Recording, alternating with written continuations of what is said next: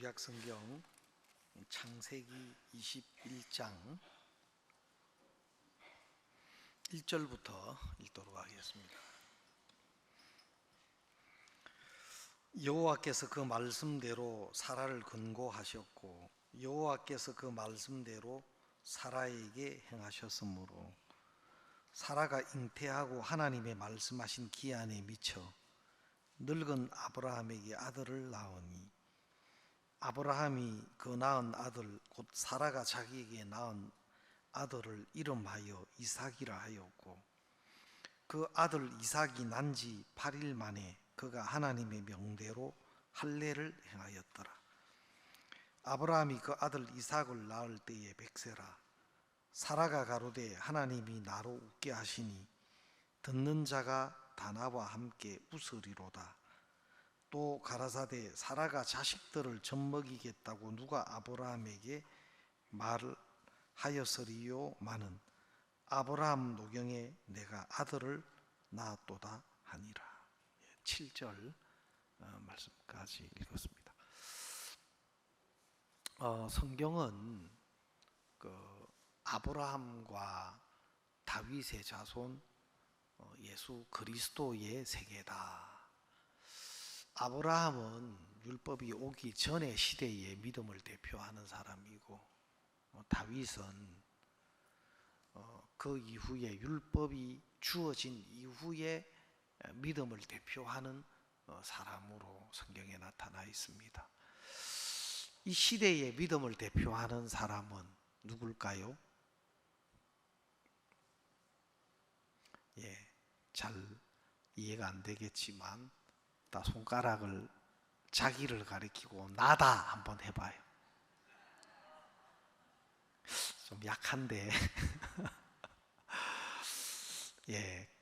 그 생각을 거스리고 나다 하는 사람이 바로 이 시대의 믿음을 대표하는 사람입니다. 아직도 소리가 좀 약한데 실제로 여러분이 여러분 자신을 의롭다, 여러분 자신을 깨끗하다, 거룩하다 이렇게 말하실 수 있는 것 자체가 대단한 믿음입니다. 그것은 내 생각이나 내 감각이나 내 마음을 버리지 않으면 그렇게 이야기할 수 없는 겁니다. 오직 예수 그리스도의 대속의 은혜와 하나님의 말씀을 믿는 믿음을 마음에 가지고 있기 때문에 그렇게 말할 수가 있는 겁니다.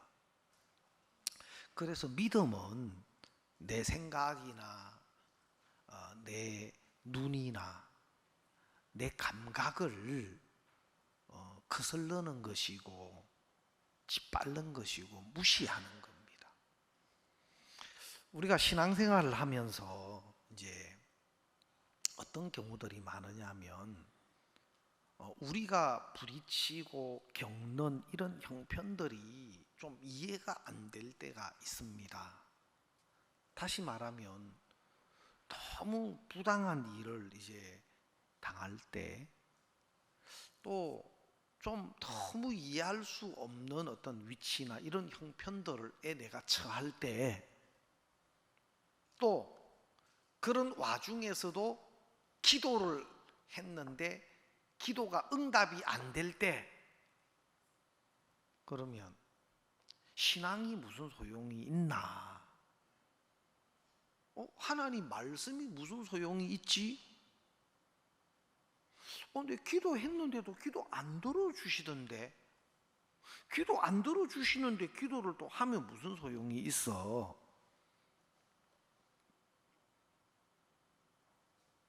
그리고 내가 전도를 했는데 말씀을 전파하라. 때를 얻든지 못 얻든지 항상 힘써라. 그래서 내가 전도했는데 하나님이 나를 통해 역사 안 하시나? 내가 세상 끝날까지 항상 너희와 함께 있으리라 그러셨는데 하나님 함께 안 하신 건가? 그래서 우리가 기도를 해도 응답이 되지 않는다. 우리가 말씀을 전파하라 해서 내가 그 하나님 말씀을 의지해서 말씀을 전했는데 구원을 안 받는다. 제가 이스라엘에서 그 장주현 선교사님 통해서 연결된 분들, 최근에는 연결이 조금 끊겨 있었는데 그 성경 공부 모임을 갔어요. 거기 이제 계신 분이 이스라엘 분인데 어떤 분이냐면은 유대인 이삭이라는 유대인하고 그 그리스 분인데 그 아내가 엘피라는 그 이제 자매 그 부인이죠. 부인하고 이렇게 성경 공부가 연결이 돼서 이분들은 유대인인데 기독교인이에요. 그러니까 유대인인데 이제 예수님을 믿는 이제 유대인이에요. 그런데 이제 이분들이 그 장성교사님을 만나면서 이제 교제가 됐는데 아주 이분들은 열심히 있는 그 그리스 대사관에 근무하는 분들인데 열심히 있는 분들이에요. 그리고 여러 사람들을 또 이렇게 전도도 하고 또 모임도 인도도 하고 하는 그런 분인데 이분들이 이제 장성교사님하고 교제가 되면서 그 성경에 예수님도 믿고 또 이분들이 이제 복음적인 것들, 복음적인 이런 내용의 말씀들을 이제 들은 적이 있어요. 그런데 장성교사님을 만났을 때는 죄인으로 있었고 죄가 있는 것이 고백이 됐어요. 솔직히 죄가 있다고. 그러면 복음이 그 속에 믿음이 안 된 거고 능력이 안 된 거죠. 그래 거기까지 교제가 진지하게 되면서 구원을 막 복음을 듣고 야 진짜 이제 깨끗하구나, 죄가 씻어졌네, 이제 죄가 없구나, 너무 좋아했어요. 너무 기뻐했어요. 너무 기뻐했는데 이제 그 아내가 그 그리스 사람인 그 아내가 그렇다고 해서 우리가 지금까지 신앙생활 해온 것이 그러면 믿음이 다 아니고 아무 가치가 없고 의미가 없다는 거냐? 우리가 나름 열심히 하나님 믿는다고 했는데 그거는 아닌 것 같아 하면서 이제 자기 이전에 그것을 자꾸 붙잡고자 하는, 이제 인제 구원받았다 하기에 사람들 앞에 자기 위상이나 위치나 이제 이런 것들을 이제 인정하는 것이, 그걸 버려야 되는 것이 너무 이제, 그래서 그 부부가 우리는 이전부터 믿음을 가졌다 이래 돌아간 거예요. 그래서 우리 장주현 선교사님이 이제 그걸 보면서 너무 속이 상한 거라. 하나님이 베푸신 은혜를 자기 육신이나 자기 위치나 자기 체면으로 하나님이 주신 그 은혜를 분명하게 나타내지 않고 말하지 않고, 그게 사실은 순수하지 않는 거고 그게 참 거짓된 마음이고 악한 마음이거든요. 우리 장성교사님이 막 그걸 보면서 좀 마음에 화가 났는가 봐요. 그래가 막 그 부분을 막 좀 책망을 하고, 어떻게 하나님 앞에서 그런 마음을 가지느냐 하고 이제 막 그렇게 책망을 했는데 그것 때문에 교제가 끊겨버렸어. 우리를 이렇게 인정 안 해주고 그런다 하면서 그 교제가 끊겨버려가지고, 그런데도 자기가 이제 목사님께 들은 복음의 말씀이 너무 좋아가 이제 그 부모님께는, 아버지께는 막 또 막 가서 복음을 전했다는 거라. 그때부터 이제 그런 상태에 있었는데 내가 이번에 이스라엘 가면서 연락을 했대요. 한국에서 내가 잘 아는 또 존경하는 목사님이 오신다. 나는 좀 못됐는데 이 목사님은 안 그런다.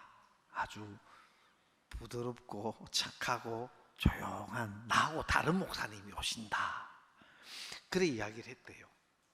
그러니까 이 목사님 말씀을 한번 들어봐라. 그렇게 이야기해가지고 이제 한번 만나기로 약속을 잡은 거예요. 그래서 이제 가보니까 그 부부만 아니고 이제 처남이죠. 손이 처남이 되는 이 부인의 오빠니까 그분은 목사예요. 목사고 그분도 그리스 사람이죠. 그러니까 그리고 거기가 이스라엘에서 유명한 의사예요. 의사인데 또 그분이 이렇게 모임을 인도하는데 또 모임을 가지고 있는데 거기 병원에 있는 좀 간부급 되는 사람들 다 그는 유대인이에요. 완전 유대인인데 그 성경 공부에 온다는 거라. 아니 유대인들이 기독교 성경 공부에 어떻게 오냐니까 이 목사가 의사인데 책임자인데 오락해가지고 직원이어가지고 그렇게 온다는 거예요. 그래서 거기서 예수님 이야기하고 신약 성경 이야기도 되냐 하니까 그 사람들은 그거 감수하고 다 오는 사람이라는 거예요. 그렇게 와가지고 이제 좀 그날 성경 공부를 이렇게 했어요. 모임을 했는데 이제 그리스 목사님 그리고 지금 의사로 일하고 있는 그 목사님이 무슨 말씀을 하느냐면은 질문을 하느냐면 목사님 예수님은 예수님 앞에 오는 사람들 다 병을 고쳐주시던데 왜 우리도 기도하면 병이 나아야 되는데 병이 왜 안 낫습니까? 그 질문을 하는 거예요. 여러분은 그러면 뭐라고 답해야 되겠습니까? 예수님은 병을 다 고쳐주시는데 왜 우리는 기도하면 병이 안 낫습니까? 라고 이제 질문을 하는데 예수님도 병을 다 고쳐주신 건 아니에요, 사실. 그 많은 병자가 있었지만 예수님을 통해서 병 나은 사람은 예수님께 나온 사람. 알겠습니까? 또 그만큼 진짜 예수님의 은혜를 필요로 하고 또 예수님이 자기들을 고쳐주실 것에 대한 믿음을 가진 사람. 그래서 병 나은 사람들은 물론 예수님께 믿지 않으면 오지도 않지만 믿음에 그 사람의 어떤 믿음과도 연관이 있고 첫 번째. 두 번째로는 하나님 앞에 이렇게 문제를 구해도 하나님의 섭리와 계획 안에서 그 기도가 허락이 안 되는 경우도 있어요. 여러분이 기도한 걸 다 하나님 안 들어주신다고 해서 하나님이 기도를 안 들으시는 게 아니고 또 구하라 그러면 주실 것이요 하는 그 약속이 틀린 것이거나 그것이 거짓된 것이 절대 아닌 겁니다. 사람들은 속아요. 자기가 몇몇 해보고 자기가 해본 어떤 경험 안에서 자기 판단 안에서 안 되네라는 결론을 가집니다. 그러면 그 결론은 하나님의 말씀을 거짓된 것으로 하나님의 말씀을 틀린 것으로 이제 배척하고 그 말씀이 그 마음 안에서는 진리가 안 되는 겁니다.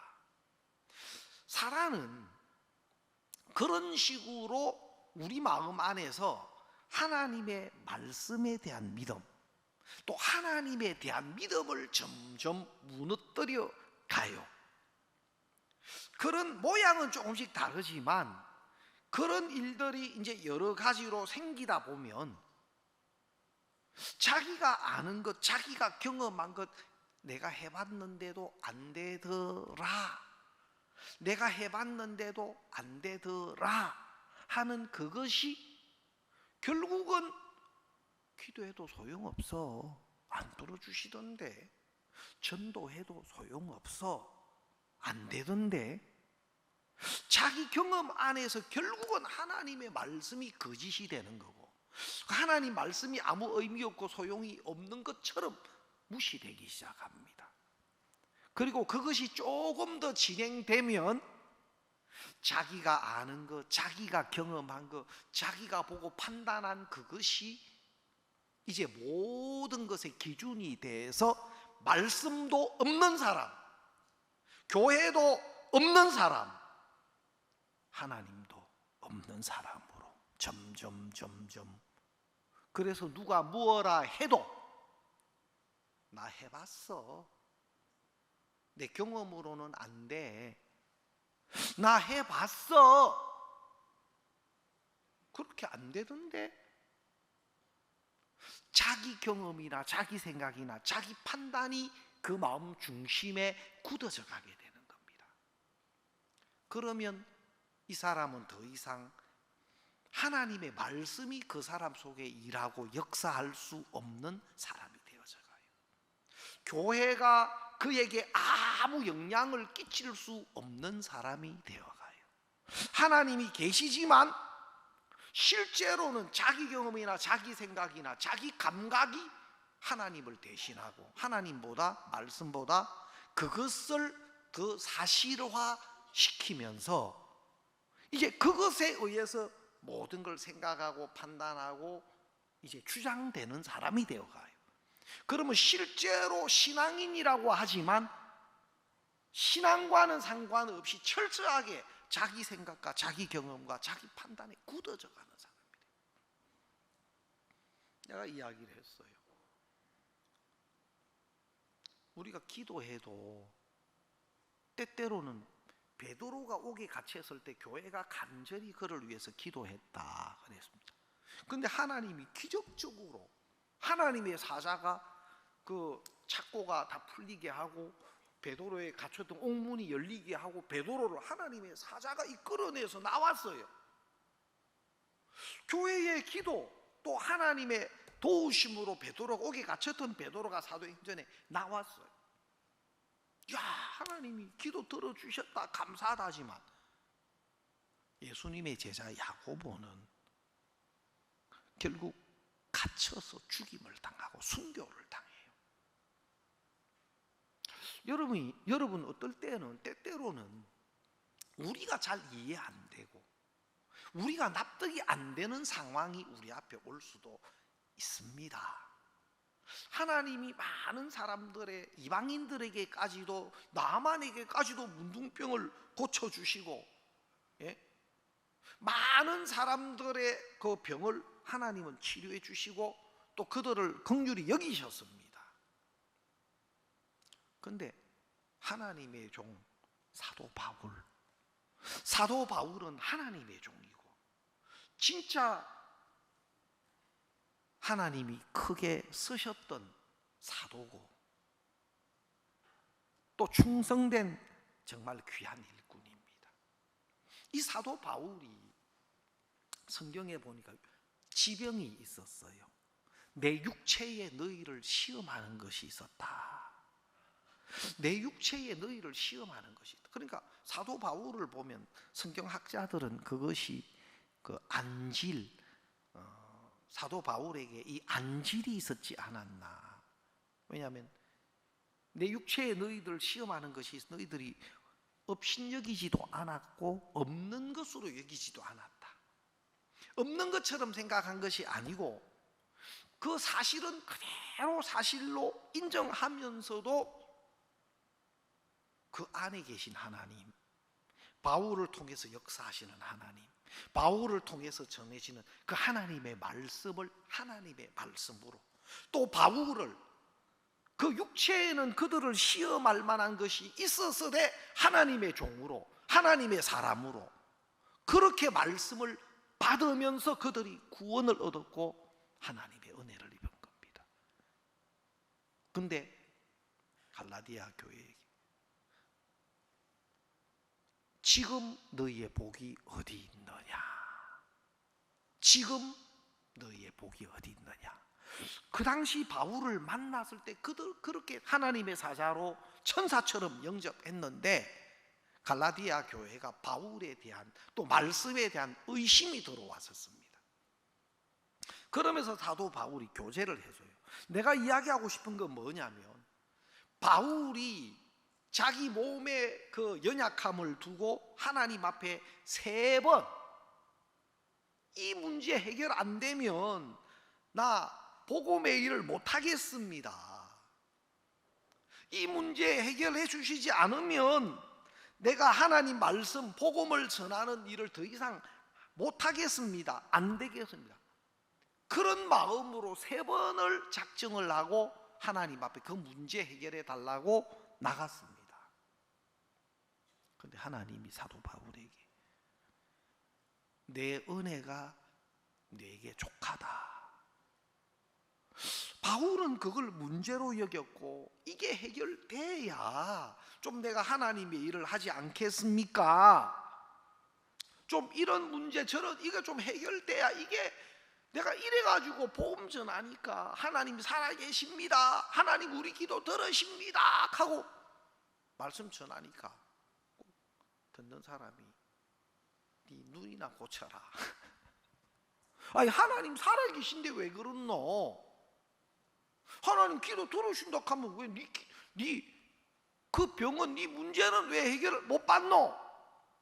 꼭 사람들이 그렇게 이야기할 것 같고 또 그게 너무 사실적인 것 같고 맞는 것 같고 그래서 이 상태로는 나 안 됩니다, 하나님 일 못하겠습니다, 그런 마음이었는데 하나님은 아니다.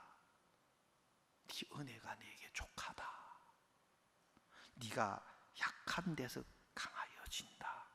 하나님이 사도 바울의 그 육신의 연약함을 해결해 주시지 않더라고요.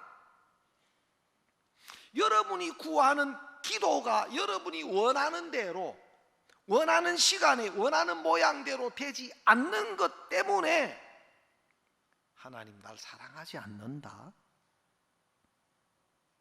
하나님이 나를 돕지 않으신다, 하나님이 내 기도 들으시지 않으신다, 그거는 너무 얕은 생각이고 너무 좁은 생각이고 내 기준 안에서 때때로는 내 원함이나 내 욕망 안에서 우리 스스로 우리를 향하신 하나님의 크신 사랑과 변함없으신 하나님의 마음을 오해하고 또 변치 않는 진리의 말씀을 우리 스스로 우리 기준 안에서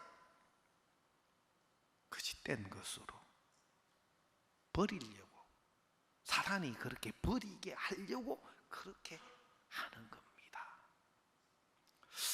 제가 복음을 만난 것도 너무 감사하지만 우리 교회 안에서 목사님이 교제해 주시는 그런 말씀들이 내 신앙의 어떤 마치 획을 긋듯이 목사님이 말씀해 주시는 그런 말씀들이 견고한 어떤 이 신앙의 집을 세우는데 믿음을 세우는데 마치 기둥처럼 내 마음에 작용이 될 때가 여러 차례 있었어요.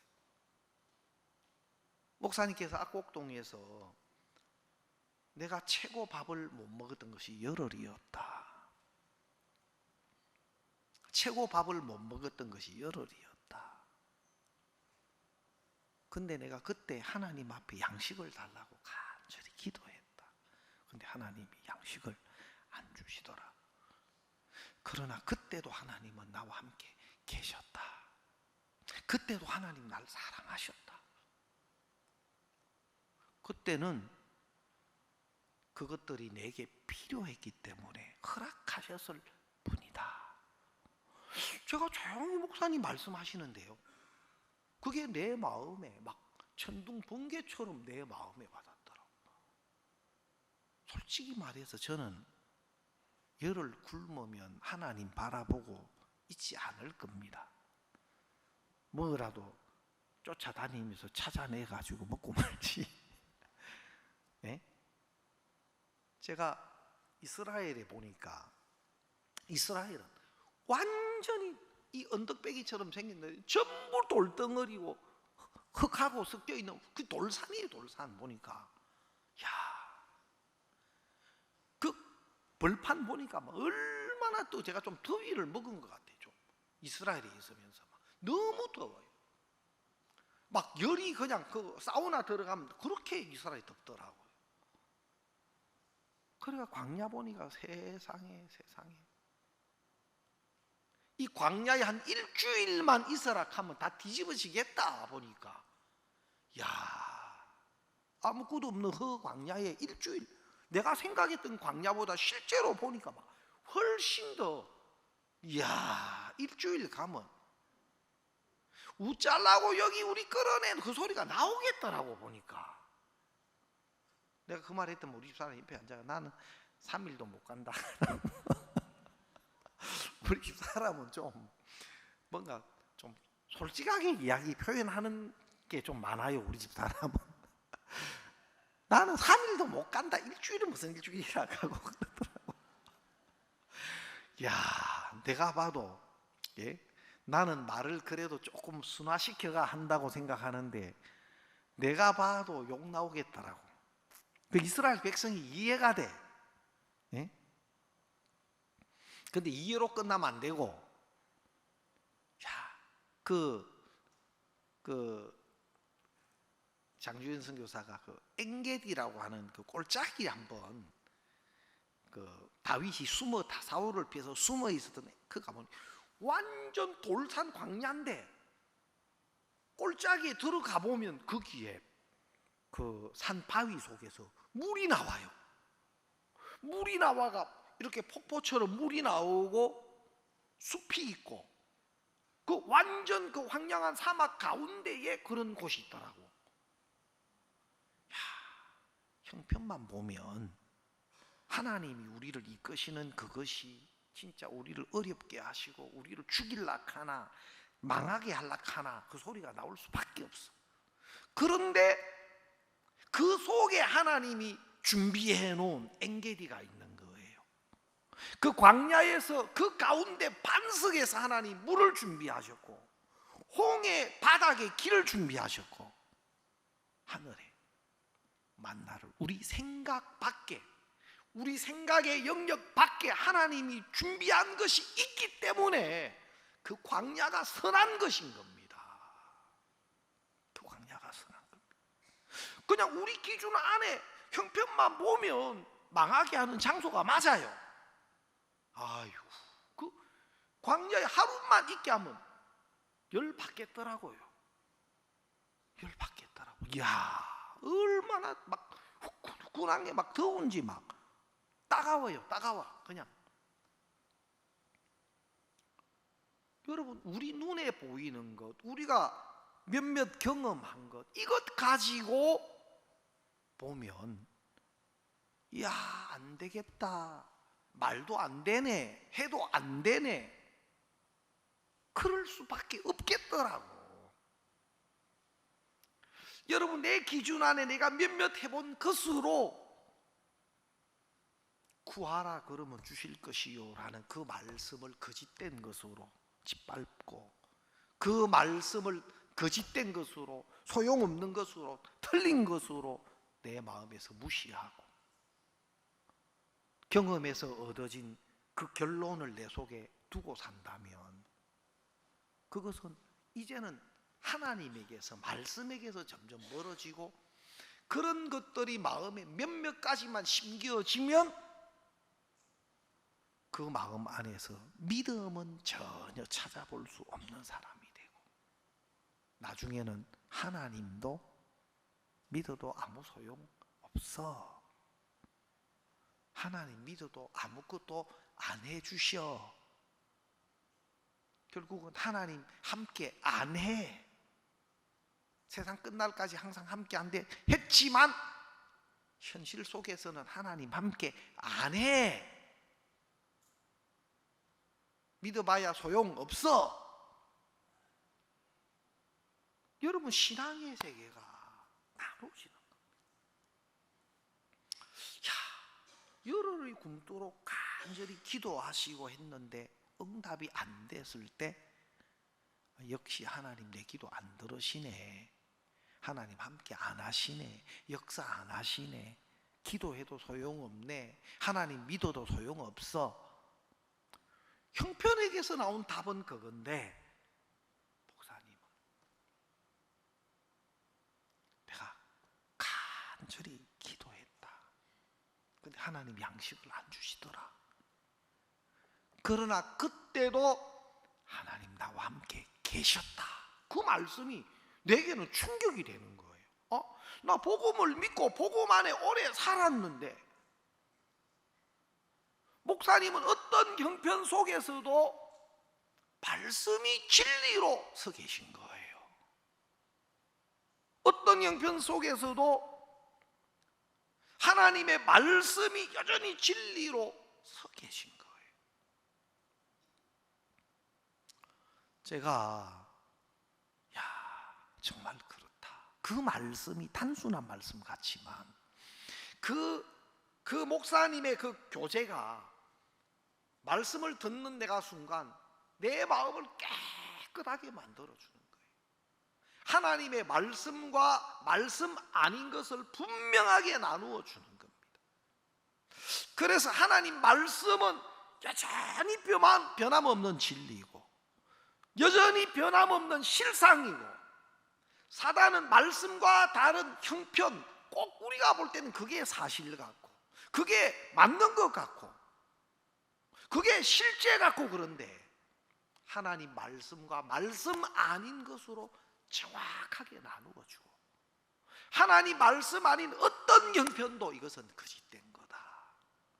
이 형편으로 하나님 말씀을 거부하고 이 형편으로 하나님 말씀을 배척하고 결국 형편과 연합되면 그때부터는 그 사람은 하나님이 없는 삶으로, 자기 눈에 보이는 대로, 자기 경험에서 나온 결론으로 그렇게 살 수밖에 없는 형편으로 점점 빠져들고, 여러분, 구원을 받은 사람도 얼마든지 사단은 그렇게 속여갈 수 있는 겁니다. 얼마든지 그렇게 속여갈 수 있는 겁니다. 목사님의 삶의 과정 속에서 우리가 목사님이 아프지만 나았다. 말씀을 보니까 분명히 낫는다고 했고 또 실제로는 아프고, 나 하나님 말씀 믿습니다. 믿고 구한 것은 받은 줄로 믿어라. 그리하면 너희에게 그대로 되리라. 믿습니다. 나은 줄로 믿고 음식을 드셨는데 배가 아프셨어요. 그때 사단은 형편을 통해서 낫기는 몰라, 성경은 그렇지만 실제는 그거와 달라, 다 아프잖아. 오히려 자칫 잘못하면 맵고 짠 음식 먹으면 위장이 종이짝처럼 얇아져서 터질 수 있습니다. 그 터지면 바로 목숨을 잃을 수도 있습니다. 그게 최고의 위장의 전문의가 내린 진단이었어요. 그런데 목사님은 식사를 드시고 또 배가 아팠지만 거기서 나온 믿음의 말씀이, 형편은 아프지만 하나님 말씀이 나았다 했기 때문에 나은 거야. 나았어. 나은 거야. 식사를 하시고 몇 번 화장실을 가셨다 하시더라고요. 몇 번. 그날 저녁에 어떤 약속이 있었는데, 그 약속 누구 만나기로 했는데 그 어떤 호텔에 식사와 함께 그분을 만나기로 했는데, 그 당시만 해도 호텔은 굉장히 그 식당이 좋잖아요. 그래도 문득 목사님이, 그래 나는 배가 아프니까 죽이나 조금 먹어야겠다, 그런 생각이 들었는데, 아니지, 내 다 나았지, 나 다 나았어. 그래가지고 접시에 몇 접시를 막 이렇게 음식을 드셨대요. 그래가 막 배가 불러가지고 그래 그분 만나고 돌아오셨는데 그 다음 날 아침에 일어났을 때 깨끗해졌다고 합니다. 하루 만에. 지금도 목사님 뭘 많이 잘 잡수셔요. 제가 강남에 2년 동안 가까이 목사님 모시고 있어 알아요. 목사님 지금도 잘 잡수요. 요즘에도 야, 내가 배가 너무 나왔다. 아니, 내가 배가 너무 나왔다. 그러셔요. 그 목사님처럼 또 이렇게 음식을 잘 드시는 것도 은혜예요, 은혜. 하나하나 신앙의 가장 중심은 뭐냐면 하나님의 말씀이 변치 않는 진리로 우리 마음에 서는 겁니다. 첫 번째, 복음이 우리 마음에 믿음으로 서는 것. 여러분을 바라보면, 여러분 한번 쳐다봐요. 여러분을 한번 봐요. 과연 여러분이 의인입니까?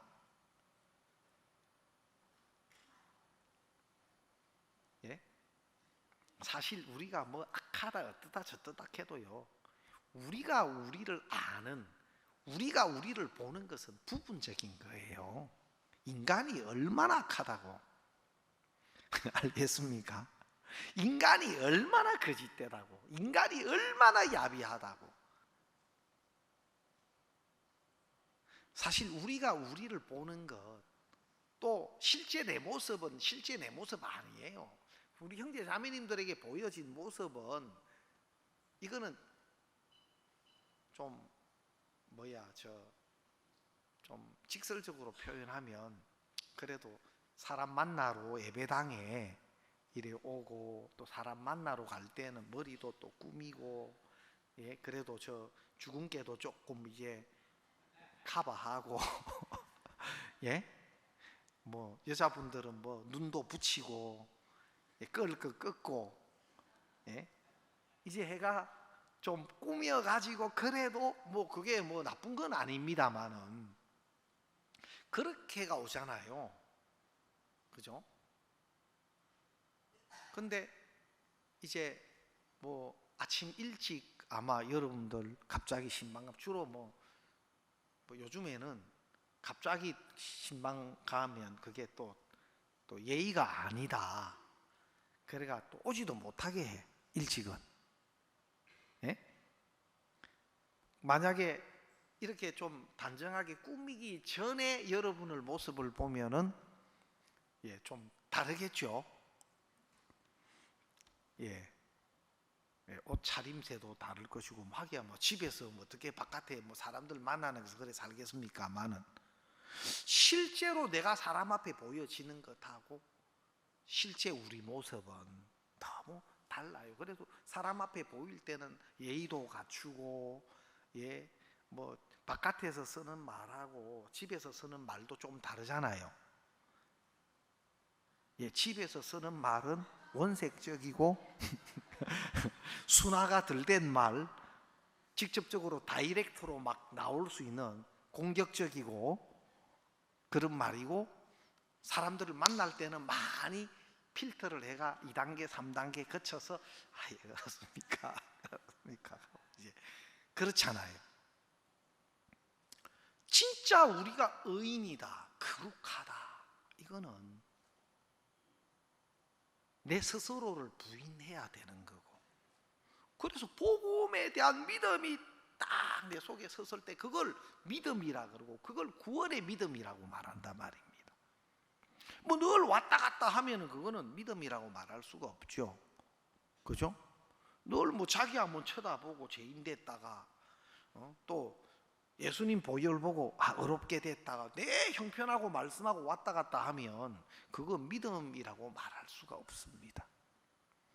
정확하게 그리스도의 대속의 은혜와 영원히 내 죄를 사하신 십자가의 보혈의 은혜와 그것에 대하여 하나님이 증거하신 증거의 말씀이 영원히 변치 않는 진리고, 내 어떤 조건이나 형편의 어떤 조건에 의해서 영향을 받지 않고 변할 수 없는 진리고 사실인 것이 딱 마음에 발견됐을 때 형편에서 내 마음은 빠져나와 버리는 겁니다. 아멘. 아멘. 여러분, 성경에 난지 8일 만에 남자아이에게 할례를 하도록 했는데, 할례는 베어내다, 잘라내다는 뜻이에요. 할례라는 의미가. 그래서 남자아이의 생식기 표면을 잘라내는 그것은 바로 믿음의 표로 할례를 하게 했는데, 그 믿음은 뭐냐면은 내 생각을 잘라내고 내 마음을 잘라내고 나를, 내 육에 속한 모든 것을 베어내는 겁니다.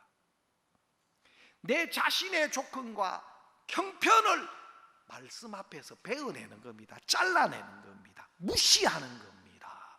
믿음은 나를 무시하는 것이고 형편을 무시하는 것이고 세상을 무시하는 겁니다. 하나님의 말씀을 진리로 믿는 것이고, 하나님이 우리를 위해서 베풀어 놓으신, 하나님 그분이 우리를 위해서 해놓으신 그 은혜가 영원히 변치 않는 진리고, 또 그것이 우리의 모든 죄를 사하고 우리를 하나님 앞에 의로운 자로 설 수 있도록 해놓으신 겁니다. 십자가로. 그리고 우리를 의롭다 하시는 겁니다. 제가 유대인을 만나가지고 교제를 했는데 물어봤어요. 그래, 죄가 있다고 하더라고. 교제를 여러 차례 했는데 아직까지 복음이 그 속에 믿음이 안 되고 있어, 이 유대인은. 그래 만나서 우리 우크라이나에서 온 형제 연결된 분인데 이야기를 하는데, 그러니까 말씀은 알기는 알아요. 이분도 이제 기독교인이에요. 근데 유대인도 아니고, 유대인인데도 유대교의 종교인도 아니고 있다가 이제 기독교하고 연결돼 가지고 이제는 좀 기독교 신앙을 좀 듣고 관심이 있는데도 믿음이 없어요. 그래서 내가, 그래, 이스라엘 백성들은 구약의 속죄 제사를 드려서 죄를 씻는데 그러면 어떻게 하냐? 그럼 내 죄 짓고 살 텐데 그러면 그 죄를 어떻게 씻냐? 내가 물어봤어요. 물어보니까 지금은 성전도 없잖아요. 속죄 제사를 드릴 수 있는 성전이 없어요. 지금 현재는 다 회파되고 없어요. 거기에 모스크 사원이 서 있어요, 예루살렘 성전에. 그래서 지금 그 모스크 사원이 이제 무너지고 바로 성전은 그 자리에 서야 하거든요. 그게 예루살렘 성전이 있었던 장소고, 또 그 전에는 아브라함이 이삭을 모리아 산에서 번제로 드렸던 그 바위, 그 반석, 그 터에 성전이 세워졌고, 지금 성전이 지금 회파되고 모스크 사원이 서 있어요. 그래, 그것이 무너지고 그 장소에 성전이 서야 해요. 그래서 성전을 세울 수 있는 것들을 다 지금 준비해 놨다고 합니다. 성전의 그 식양을 따라 그 성전을 세울 수 있도록 다 준비를 해 놨다고 합니다. 그리고 지금 제사장도 없잖아요. 있더만 이스라엘 정부에서 그 레위 지파 중에 아론의 자손 계보를 찾아가 그 자손들을 지금 찾아놨답니다. 아론의 제사장 혈통을 받은 아론의 제사 그 족속들, 자손들을 지금 정부에서 찾아놨대요. 제사장으로 세우려고. 그래가지고 그렇게 되면 속죄 제사를 이제 드릴 메시아가 나타나가지고 속죄 제사를 드릴 거다.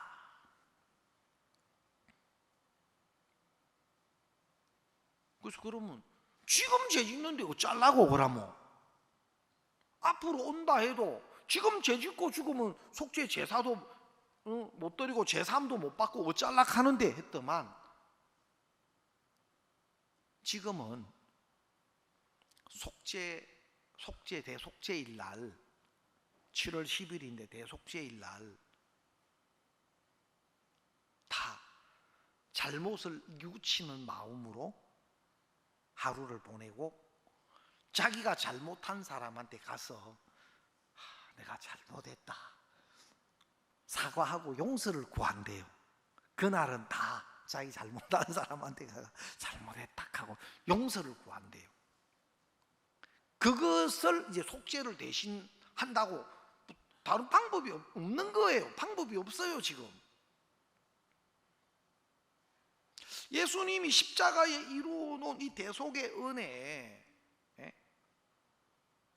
이사야 53장 이 보면 그분이 꼭 예수님이 바로 우리를 위해 죽으신 그걸 예언해 놓은 거고 계시 아닙니까? 우리는 다 양 같아서 그릇 행하여 각기 제 길로 갔거늘 여호와께서는 우리 무리의 죄악을 그에게 담당시키셨도다. 담당시켰다. 우리 모든 죄를 우리 무리의 예수님께 예수님이 세상 죄를 짊어지시고 십자가의 그 죄에 대한 심판과 형벌을 받으시고 우리의 모든 죄를, 인류의 모든 죄를, 세상 죄를 사는 일을 다 이루었습니다. 요한일서 2장 2절에 저는 우리 죄를 위한 화목제물이라. 우리만 위할 뿐 아니요 온 세상의 죄를 위하심이라. 예수님 그 당시 그리스도를 믿었던 성도들뿐만 아니고 온 세상의 죄를 위하여 죽으셨다. 그래서 인류의 죄를 속죄하시고 다시는 죄를 위하여 제사 드릴 것이 남아있지 않도록 완벽한 제사를 드리셨습니다. 여러분 약속하셨고 약속대로 이루어 놓은 그리스도 외에 다른 어떤 것을 지금 기대합니까? 그게 너무 어리석고 안타까운 거예요. 여러분 오늘 이 아브라함에게 하나님이 창세기 17장에 보면 하나님 아브라함에게 너는 아브람이라 하지 말고 아브라함이라고 해라. 그 아브라함은 열국의 아비다. 아니 자식이 하나도 없고 이제 99살이 되고 늙었는데 무슨 아브라함이야, 열국의 아비야. 너무 안 맞는데. 그래서 아브라함이 웃었어요. 하나님이 열국의 아비다. 하나님이 아브라함에게 또 네 아내 사라가 내년 이맘때 돌이 되면 아들을 안을 것이다. 아들을 낳을 것이다. 그 부엌에서 사라가 그 교제하는 소리를 들었어요. 그 소리 듣고 사라가 그냥 자기도 모르게 너무 기가 차서 웃어버렸네. 그럴 때 있죠. 갑자기 막 킥킥 웃을 때가 있죠. 웃어버렸어. 그래서 하나님의 사자가 사라에게 사라야 네가 왜 웃었냐? 하나님의 말씀에 능치 못하심이 있느냐? 안 웃었습니다. 여자들은 또 거짓말을 잘해. 하나님이 사자 앞에서 또 오리발 내더라고. 야, 안 웃었습니다 하는데 아니라 네가 웃었느니라. 여러분 하나님 말씀이 너무 안 맞고 정말 그렇게 웃을 수밖에 없는 어떤 그런 말씀으로 형편과 자기가 아는 것과 너무 다르고 맞지 않았는데 모든 형편을 이기고 아브라함이 100살 때 사라가 90살일 때 이삭이 태어났습니다. 하나님 말씀은 그런 겁니다. 하나님이 노아에게 이 홍수로 40일 밤낮으로 비가 와서 이 천지가 다 제일 높은 산이 다 덮이고 그 다음에 호흡하는 그 모든 생물들이 다 죽임을 당할 거다. 사람들이 들을 때 말도 안 되는 소리 한다. 우리 할아버지한테 내가 다 물어봤어. 할아버지 오래 사시는 동안에 그렇게 비가 많이 오고 물이 찬 적이 우리 집 앞에 개울도 넘은 적이 없대. 말도 안 되는 소리. 저 높은 산까지 물이 찬락하면 어마어마한 물이 어디서 나와? 이 많은 물이 말도 안 되는 소리하고. 에베레스트가 8,848m, 최고 높은 산이. 8,848m가 40일로 나누면 40일로 나누고 또 40일로 나누어 가지고 24시간으로 나누고 또 24시간으로 나누면 1시간이잖아요. 그걸 나누기 6을 하면 10분당 비가 1.5m가 와야 돼요. 40일로 8,848m까지 채우려면 10분당 1.5m가 비가 오는 거예요. 땅에서, 수면에서 쌓이는 거예요. 그럼 1.5m가 쌓인다. 자, 요이 땡 해가 이제 비가 오기 시작합니다. 그러면 10분에 1.5m가 쌓이는 겁니다. 자, 그러면 우리 어떻게 대책을 하면 좋을까요? 요이 땅 하면 1.5m가 쌓이면 예? 하고 여기서 뛰내리 갈락 하면 이제 한 몇 분? 1분? 2분? 차 타고, 예? 차 타고 제일 높은 산이 어디냐 하고 차 끌고 나가면 차가 물에 잠겨 벌써.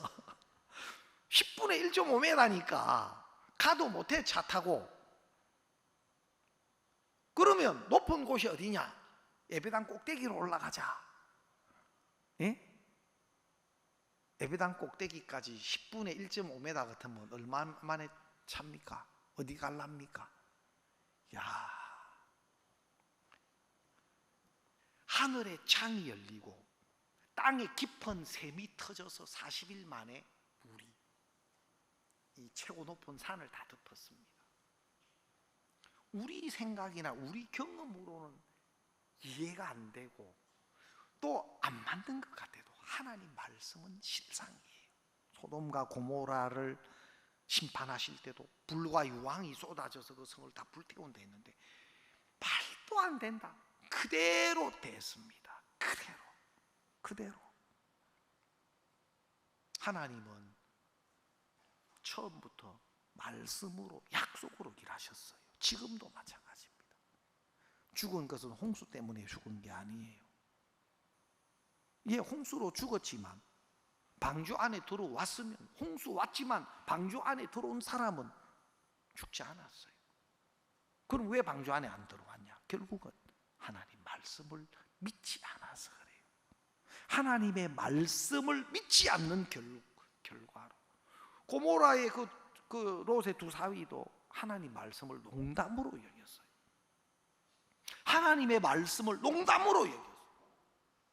하나님 예수님을 통해서 우리의 죄를 영원히 속죄하시고 어렵다, 거룩하다, 깨끗하다 말씀하셨습니다. 수많은 사람들이 자기 생각을 믿지, 자기 눈을 믿지, 자기 경험을 믿지, 십자가의 대속의 은혜와 하나님 말씀을 믿지 않는 겁니다. 그것이 죄예요. 죄에 대하여라 하면 저희가 나를 믿지 아니하며, 요한복음에 죄에 대하여라 하면 저희가 나. 여러분, 예수님 모든 죄를 사해놨지만 십자가에 이루어 놓은 은혜는 믿는 자에게, 믿는 자마다 믿음으로 말미암는 의, 그랬습니다. 예수님이 이루어 놓은 대속을 믿음이라는 통로를 통해서 내 것이 되도록 했어요. 그래서 믿음을 가진다는 것은 내 생각이나 사단이 심어놓은 거짓된 내 생각이나 내 경험이나 내 감각이나 내 마음에 하나님으로부터 오지 않은 그 어떤 것도 다 거짓된 것으로 무시되고 하나님의 말씀이 진리로, 실상으로 내 마음에 서는 겁니다. 그걸 믿음이라고 하는 겁니다. 복음이 그렇고 복음과 함께 은혜로 주신 약속들을 우리가 믿음으로 받아들일 때 그 은혜 역시 우리 삶 속에 그것이 실상으로 나타나고 일을 하게 되는 겁니다. 그래서 믿음의 사람들은 다른 어떤 형편의 조건이 아니라 그 마음 안에 하나님의 말씀, 하나님의 마음이 그 속에 실상으로 서 있는 겁니다. 여러분, 때때로는 내 생각에 좀 형편에 너무 안 맞는 말씀 같을지 몰라요. 그렇지 않습니다. 그것은 우리 거짓된 생각이, 얕은 지식과 경험이 그것을 그렇게 보이도록 속이는 걸 뿐이지, 하나님의 말씀이 실상이 분명하고 또 진리가 분명한 겁니다. 그래서 한 말씀 한 말씀 여러분이 진짜 그 말씀들이 내가 보는 어떤 감각이나 지식이나 경험으로 그렇게 안 보여도 이 말씀이 진리다, 또 하나님 말씀대로 이루신다, 그것이 여러분 마음 안에 머물 때 하나님은 그 마음을 이끌어 가십니다. 그리고 모든 형편을 이기고